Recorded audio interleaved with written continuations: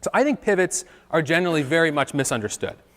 When I asked somebody before I did this talk what they thought of pivots, the response was, well, that's like where you run out of money and then you go to your investors and tell them you have a new idea and you want more money.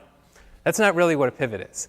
We did this pivot, this click-through rate pivot to ads just a few months in. We did it as soon as possible. And when you're looking at a bigger opportunity, generally you want to waste as little time as possible getting to that.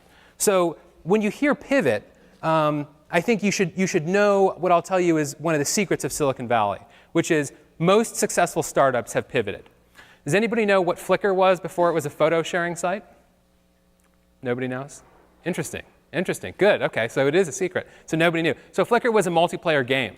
It was a multiplayer game called Game Never Ending. They didn't start out as a photo sharing site.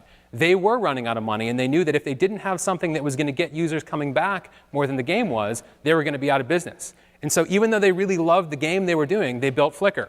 That worked out great for them, right? They sold it for 30 million bucks.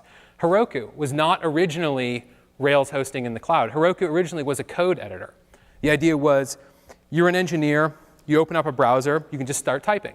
Problem was is that engineers really like their key bindings. They like VI and they like Emacs, and nobody wants to edit in a text area. And so that didn't really work. And even though they loved it, even though it was a great UI, it was a great app, turns out there was more money and a better business in doing what they called platform as a service. Instagram was originally a location-based check-in site. Does anybody know what PayPal was?